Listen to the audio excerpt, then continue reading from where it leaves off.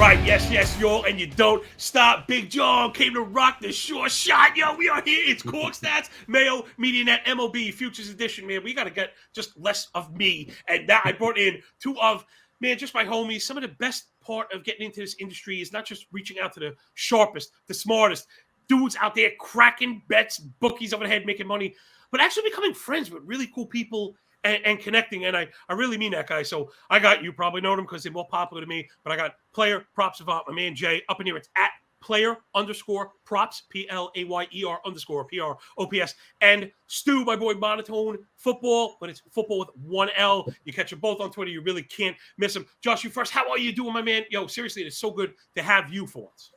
Yeah, no, it's been good, man. I'm excited. Obviously, March Madness is here, so that's taking a lot of stuff, taking a lot of people's attention there, mine included. But, dude, I'm ready for baseball season. The sun's starting to come out here in Wisconsin. We get snow every other day, but, hey, there's a sunny day today. Just makes me miss baseball, and I'm ready for the season, ready for to cash in some futures bets. I'm really excited.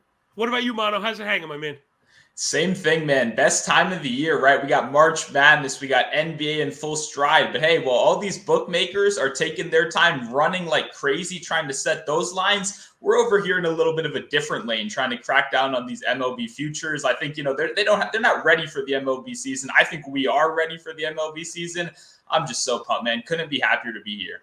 I am containing the only Cheshire Cat smile, of course, because it took all of 1 minute and 40 seconds for me and Stu to get totally simpatico, because that's what this thing of ours is all about, finding the edge. I don't want to bet on Sunday Night Baseball where everybody's looking at the damn thing. I want to bet on the Pirates versus the Tigers on Tuesday afternoon, cash my plus 140, and go about my business. That's what we're all about, really getting paid. So to that, man, let's segue right up into it. But just first, just a little bit of housekeeping, because we want to give people a little bit first. Everyone comes out and asks for a like first. Well, what if they don't like us? So hopefully we showed them just a bit of what about to get in the next half hour. Rate, review, and subscribe to the audio-only pod, and then you press the YouTube button because, gosh, that cartoon thumb just matters way more than it should. Yeah, all right, you guys mentioned where it's at, trying to find the edge. Now, we're going to do just a couple of our favorite prop bets first. I generally like to look for longer odds, something we mentioned off air, because again, I just don't want to lock up a minus 110 bet for 6 months. That doesn't mean that you can't do it. I just think if anything, it should be part of a larger portfolio, and that's where I wanted to get at. Guys, I'm very particular. I've done this MLB future stuff out in public for a while, so just short. I don't like when work is undefined and people kind of just throw units out there. They have 49 futures bets, so of course at the end of the year, oh, I hit the MVP and I hit this. Listen, this is about profit. You have to talk to me before the bet happens, right before the games are played. So I know, because you could theoretically have put out 30, 40 different bets on Twitter over the course of 3 months. And then, you collect all the good ones at the end. Mm-hmm. I like to build tickets together. I come up with a set amount of risk. Usually for me, it's 10 units or 10% of my roll, because again, it's 6 months. And I roll it against everything. It's all the futures I could find. And then I kind of work backwards, where I try and make it where, let's say for the Cy Young ticket, as long as one of the pitchers hits, the whole thing is a nice return. So, Jay, you first, man, is there a certain way you build futures tickets, or how do you go about it for newbies out there? Because they're looking at us, the pros, Yeah, no, and I usually like to do it if I really like the guy, right? And like today, I'm talking about two spots that I really do like. I'll end up like kind of throwing maybe a quarter unit on this future, and then I'll throw like 3/4 of a unit on like my favorite part of his, right? So if I'm going with a guy to lead the league in wins, I'll throw it on his actual wins ticket as well at like whatever the number is, right? So I'll be talking about this in a second, so I won't go into it too deep. But yeah, I'll take his actual only player prop, the minus 110 line. I'll take the over there, and then I'll obviously throw in a quarter unit on him to win that whole thing. So if he does win, we're making some pretty good money there. So that's kind of how I do it. But that's only if I really, really like the spot like I do here on these two that I'll be talking about here. Yeah, correlating picks makes a lot of sense. Mm-hmm. Man, again, that what you just dropped is really part and kind of woven into a more advanced strategy. And I'm not ashamed of that. I think there's too much of that on Twitter, people chasing kind of unrealistic parlays and no run stuff. Just crazy. It's just no runs first inning, dude. Get listen, those Nerfies out of again, here. everything can be part of a responsible plan, including wild parlays. But not when people are dropping full units on wild parlays, because if they're tied to percentage of your stack, then you're certainly going to go broke. And one of the many reasons that I've gravitated you and so many people like you guys is you care about us. You care about the listener. You guys actually care about making money. I know you do it in real life, but even if you didn't, you care about it. I think the work is really where it sticks out. So, Stu, I've heard you cover this before, but quickly, could you just talk about your approach to these futures tickets?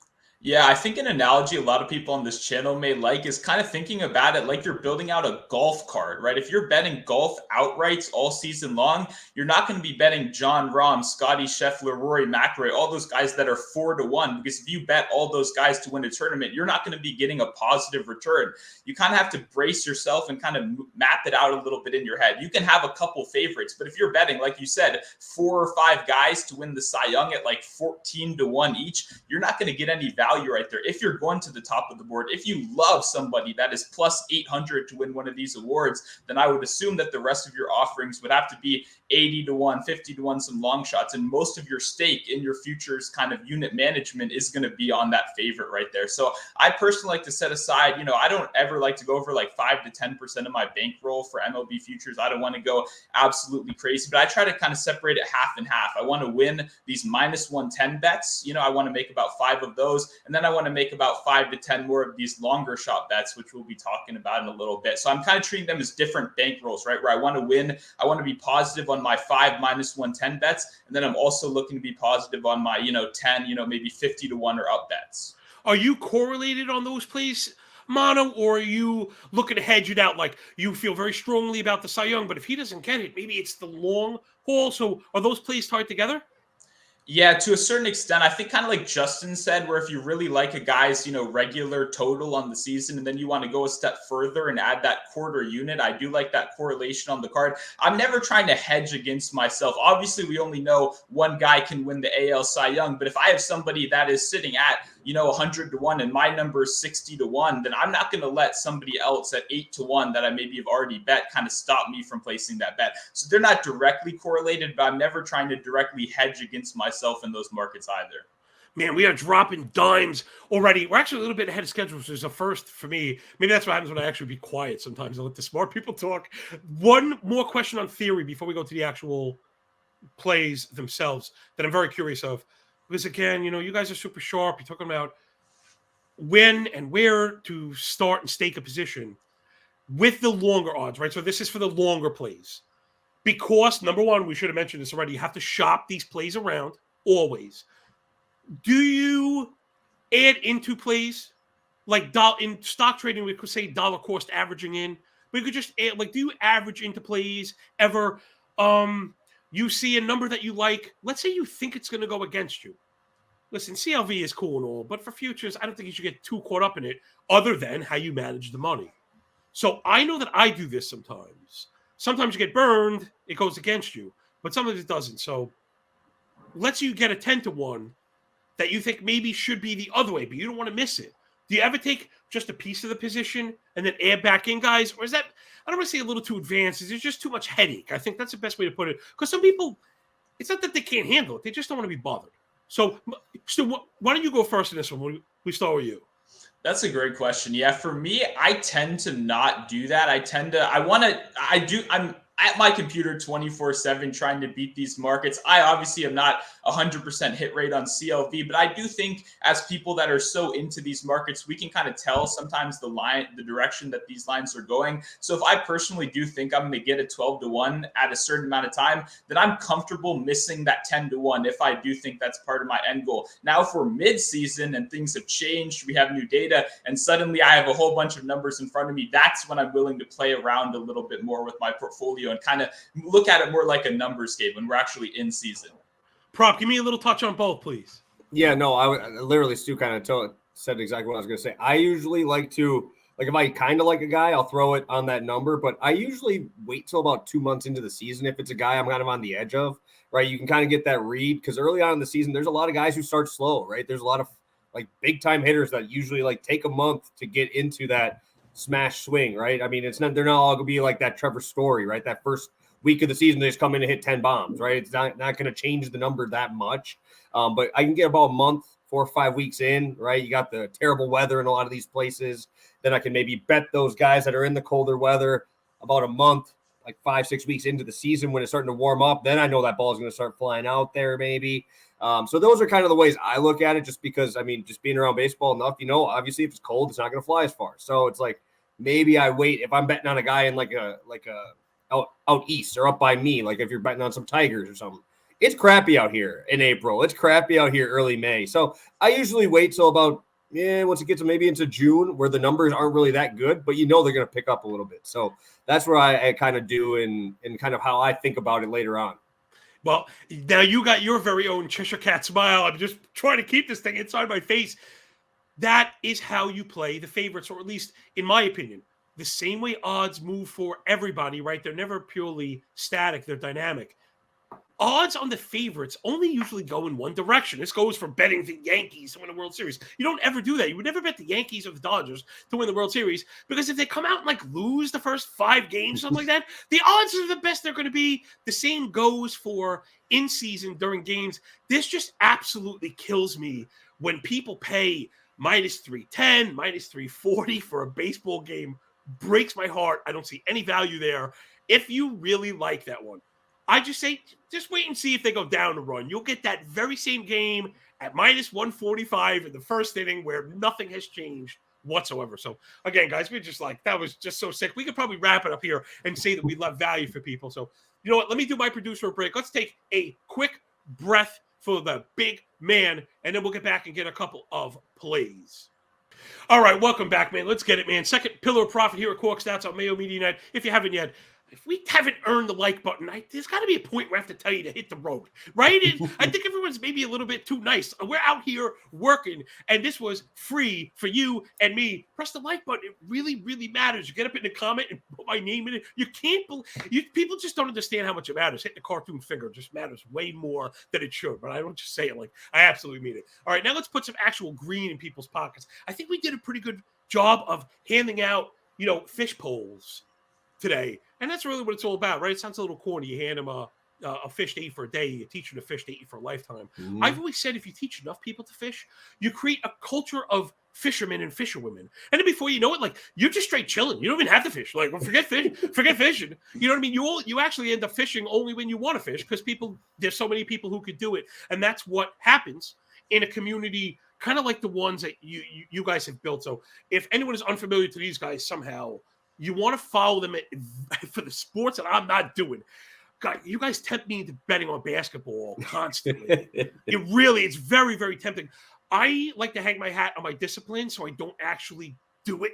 But do I want to? And for people that do bet it, these guys are where you want to be. I usually kick myself when I see that you hit the bet. I didn't think the bet, but I also trade, and I do. You know what? People get one more lesson. You got to be careful when you gamble all the time. If your hobbies are gambling and then your work is gambling, you got to get away from it sometimes. You really, really do. I'm kind of a corny Disney dad, but if that's anything, hunt, fish, write, paint, something that isn't gambling. I tell you, it makes you better at it. It really does. Makes you better at it. You stare. We used to say on trading, when you stare too much at like the 1 minute candles, you end up missing the weekly candle. You could actually miss the broader move, focusing on like up and down, back and forth. Oh, they won today. We lost today. We got to go up. We got to short. We got to go. We're going long. We're going short. When it was like, I believed in this team. We're long. And it's going to have some bumps and bruises on the way. Anyway, there's a little bit of, theory. It's a long season. It's a long season. Thank you. Absolutely. Why don't you take us from that prop? Give us your top play. Where are people putting that first chip?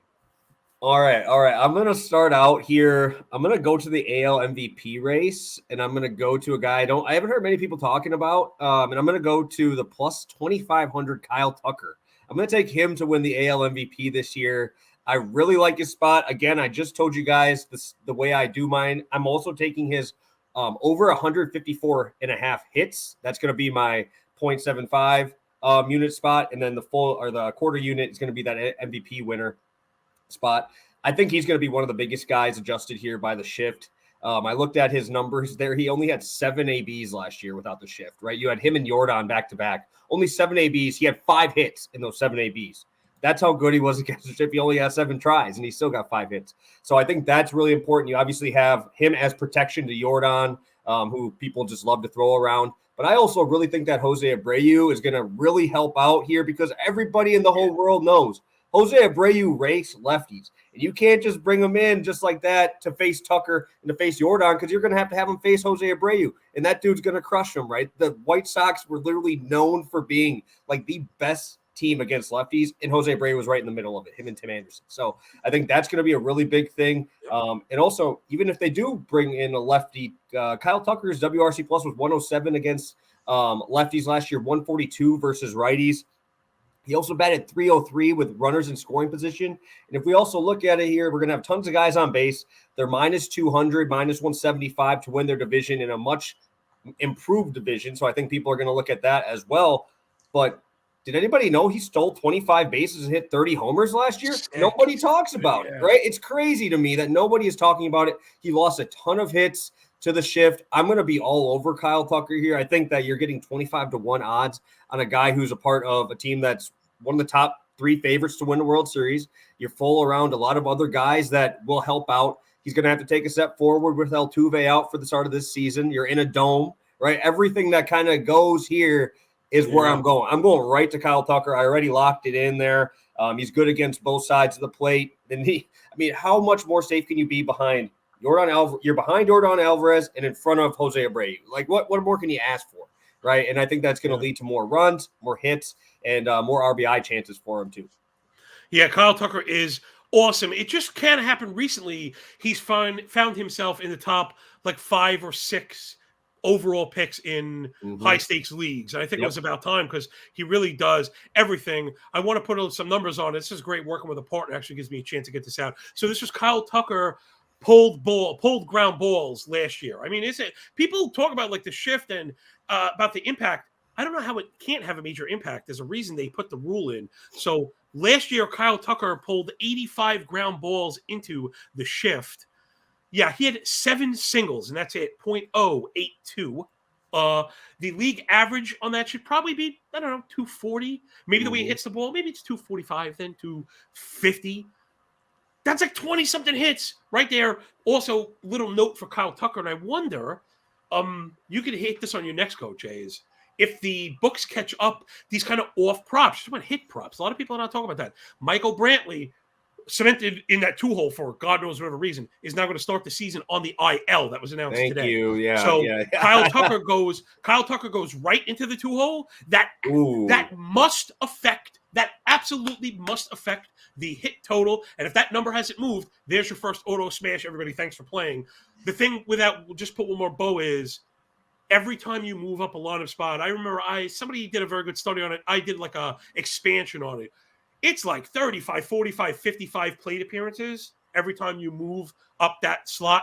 So I know people like to wish cast Kyle Tucker into the 2-hole. With Michael Brantley healthy, he's the 6-hitter. I'm sorry. That's just what they've shown us over and over and over and over again.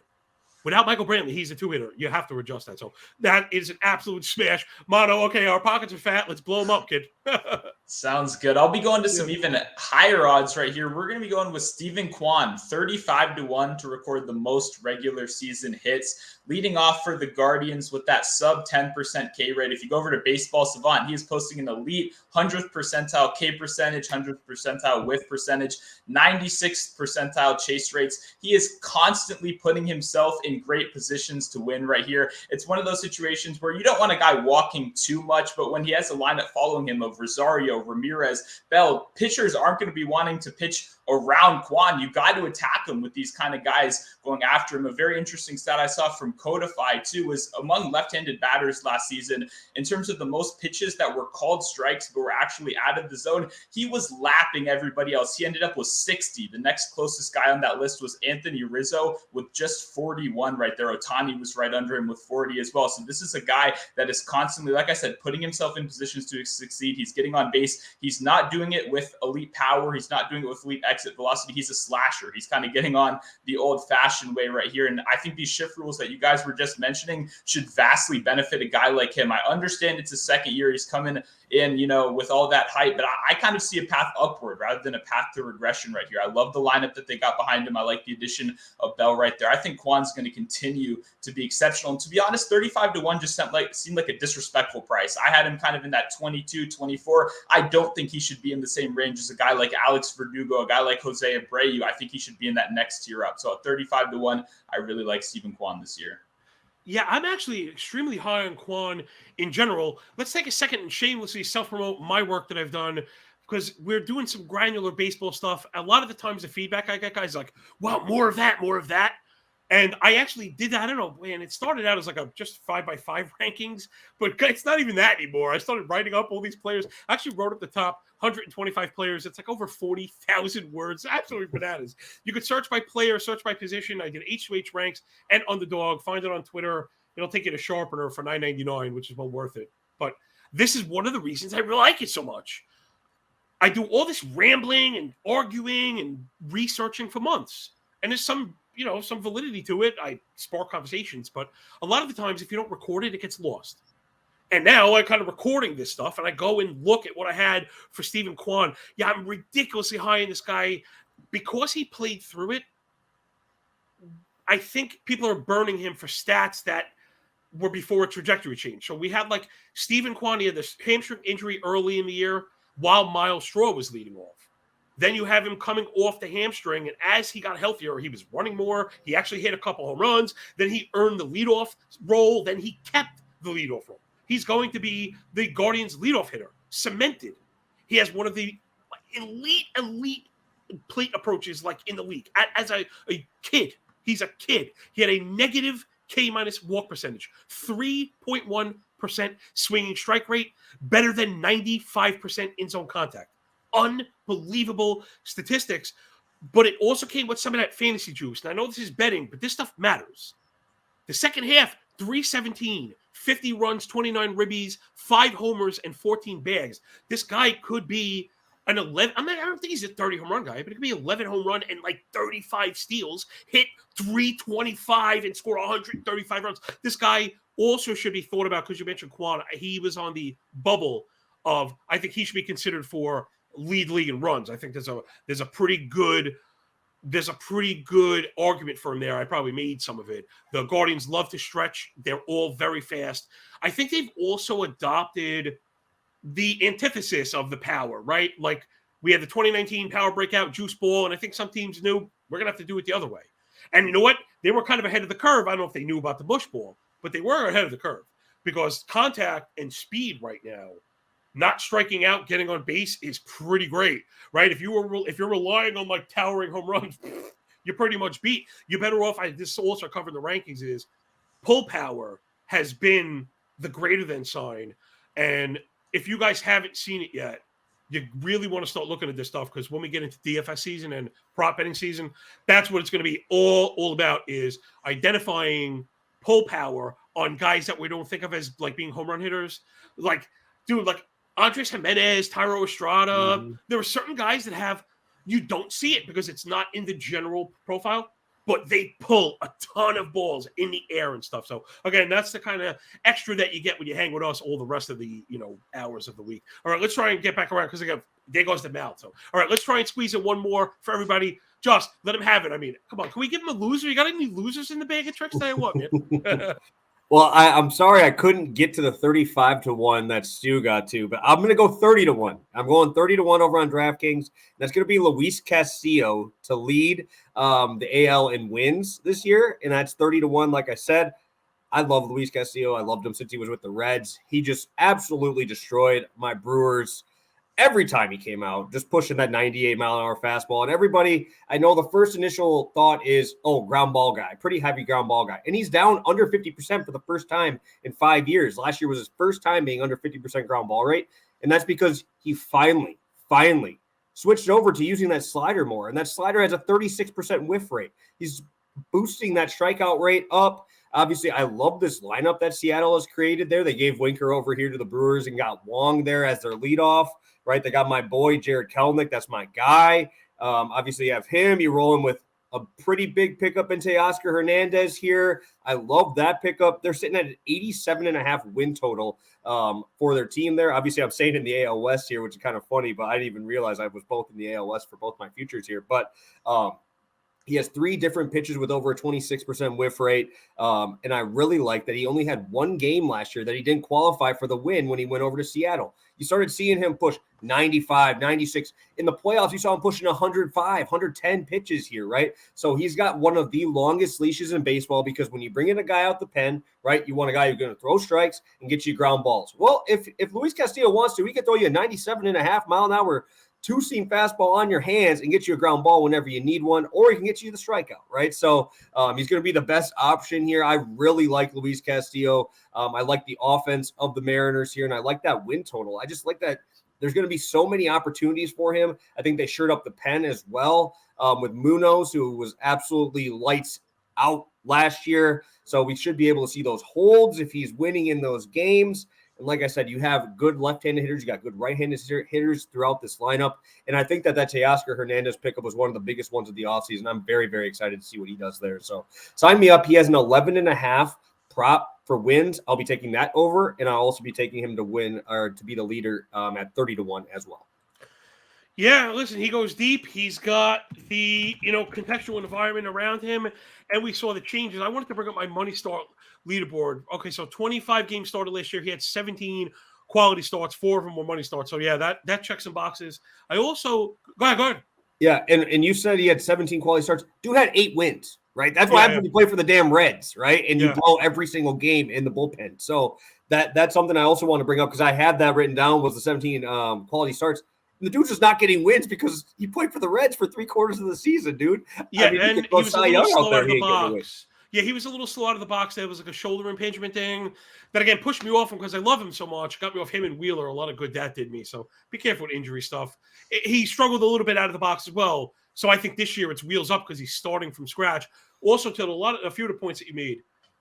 All right, he was always known for this filthy changeup. Mm-hmm. The changeup hasn't changed. Just because the whiff rate drops like a couple percentage points you don't throw the baby out with the bathwater. The thing that really matters was the adjustment to the arsenal, putting the four-seamer first. And it's not just that. He has one of the best fastballs in the game. Honestly, it's like the shortest list of players, and it's DeGrom and Verlander, Shane McClanahan, Hunter Green, that can go above 97 with 12 or fewer inches of vertical movement with 11 or more inches of arm side run, meaning so he can keep it flat with tail at elite velocity.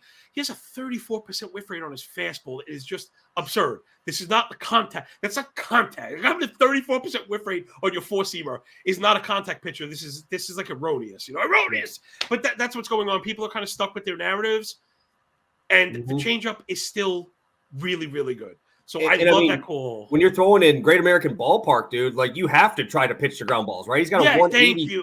Yeah, 180 batting average on a four-seam fastball in the bigs is absolutely nuts. When you know that all these guys can hit the straight one and you still can make them swing and miss, you still can have really low hard hit percentage on a four-seam, right? I mean, only a 7% boost to that slider, but the dude's got a 36% whiff rate on it. It was good before. Now it's even better because he's just throwing it more. And how do you hit this guy? I mean, I really don't know how to hit him. Is really kind of outrageous. The ballpark. I remember tweeting this. I don't remember for the exact numbers, but I do remember the meat of it. So Cincinnati Reds, first of all, they were not very good, right? That ballpark allowed the most home runs by far, but not just total. It was number 1 in home run to fly ball. It was number 1 in home run to barrel and home run into blast. Number 1 by far. They had one player hit 20. No one else hit more than 15. And it led the league in home runs. That's absurd. It made the Brewers look good. That's bad. So, to be honest, where home runs, I actually think it's worse than Core. But Core is a better BABIP park for sure. Cincinnati is the home run park. And that's where the F5 totals go to get cashed. So, yeah, everybody wins. This is going to be so awesome. I think the feedback for this one's going to be awesome. Stu, last play. I'm going to hold mine for the very, very end. I don't really even have analysis. I'm just throwing at it because I tweet about this stuff. Like I said, enough of me. We want to highlight the real talent here. Stu, give us one more good one on the way out the door, my man.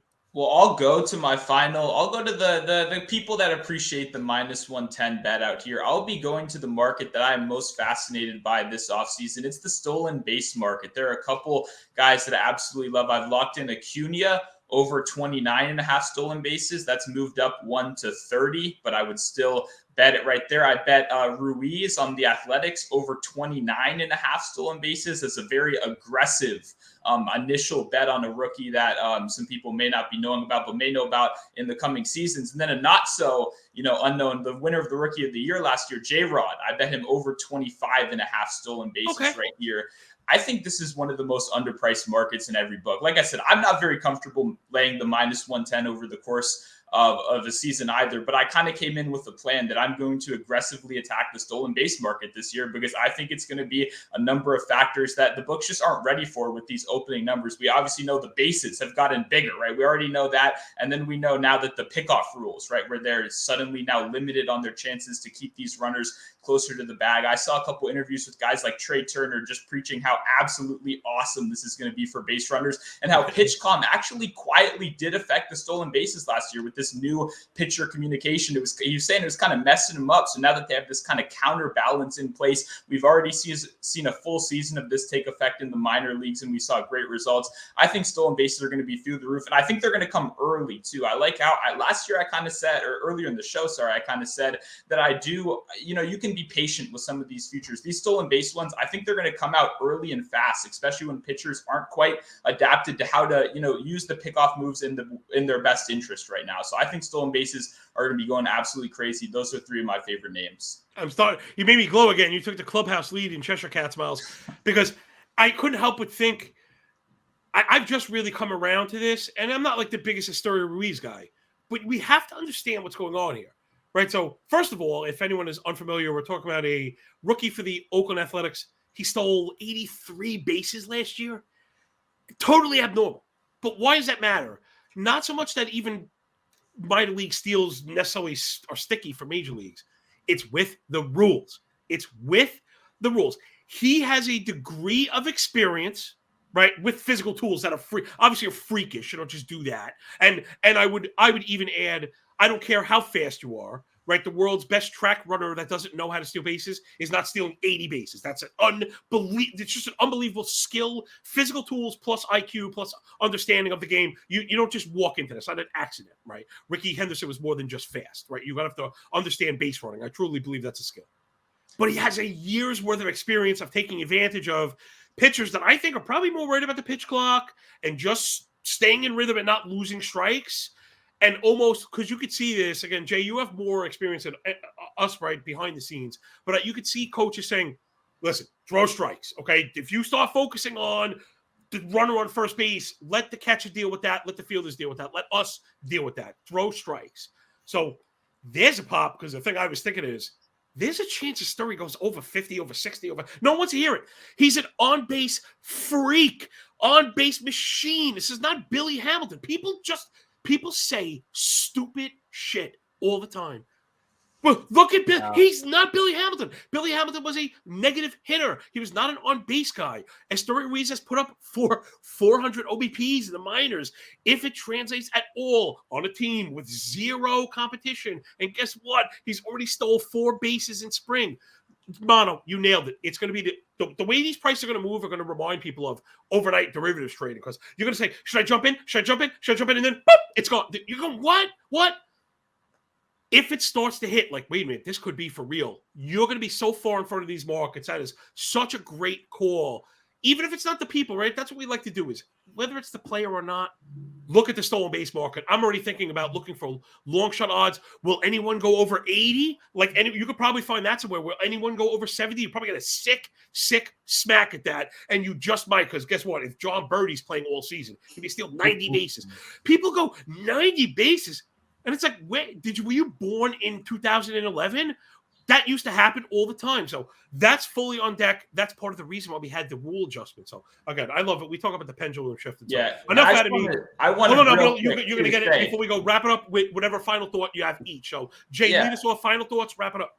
Well, I was first just going to say, you nailed it. The complete and utter lack of competition on the Athletics. Like when you look at some of these teams, even if he was a Billy Hamilton, imagine every single time this guy gets on base, down 9-1, down 10-1 on the Athletics, he has an unlimited leash. He has no fear of repercussions. This is a team that is playing for absolutely nothing. They're saying, go out there, hit to the best of your ability, steal as many bases as you can. We want to see what you've got. So I think Marte just did it too. Starling Marte just did it not too long ago, and he rattled off 47 in a walk year. Yeah, it's absolutely ridiculous. Okay, Jay, final thoughts and where people can find you. Yeah, no, you can find me on Twitter at player_props. Also over on YouTube. I have videos out every single day talking about right now college basketball, NBA, stuff like that. Also, we run our Pass the Prop show. That's Monday, Wednesday, Friday at noon. It'll move up, I think, a couple hours once MLB season comes, just because Wednesday decides to, hey, let's get those games in the daytime. So we got to get those videos out early for you guys. So you can find me over there, like I said, on YouTube and on Twitter. That's where you'll find me at. And yeah, let's catch a few of these future ones. I mean, there's some big numbers that we threw out there today. And thank you, Stu, for reminding me about Esteury Ruiz leaving my Brewers. And hopefully my boy Bryce Terrain can fill that void, because he's my boy. Kelnick is actually a buddy of mine, but both those guys are my friends. So I'm hoping they can come through and give me some good fantasy numbers here. Hold on, will Esteury Ruiz leaving the Brewers for nothing be worse than the Yankees trading Hayden Wesneski for a bag of oranges? Hey, we got Contreras though. We got Contreras. I'm happy with that. We need a catcher who can actually hit the baseball. The Yankees are so desperate for pitching, they just give it away for nothing. Stu, wrap it up, man. Put a cool bow on it for us. I mean, it's an honor to be here. Your MLB Daily Show last year was without a doubt the best in the business. We were going 3 days a week. You were going every single day, putting out not only entertaining, but informative content. So I'm extremely happy to be here. And I'm happy to be, if this channel didn't exist, this one that you're broadcasting on right now, I wouldn't be here as well. I'm a big fan of the channel in general. So I'm just super pumped, man. I think we got some great bets, and I'm looking forward to hearing about even more of your futures as well. All right. We really appreciate it. Rate, review, and subscribe, all that good stuff. Mine, again, you've seen on Twitter. I like Yoshida on the Red Sox to be Rookie of the Year. I just think he's experienced. He's going to be in the front third, get all the opportunities, and they gave him the bag. I just think he probably should be neck and neck with Gunnar Henderson, but Gunnar is at 300 and Yoshida's at +10. So give me the 10-1. And I like Shane McClanahan. I'm not sure he's human. I think he might have been built in a pitching lab, waiting for Mr. Props here to confirm that or not. He just might be a lab. When you get that kind of strikeout ability with the ability to keep it down on the ground, like, gosh, the way he just changes eye levels. That breaking ball is absolutely disgusting. Absolutely. And the fastball's freakish. He's freakish. And I think, to a few of the narratives we mentioned, people are like, "Oh, but he's hurt." He came back and threw 99 in the playoffs. What?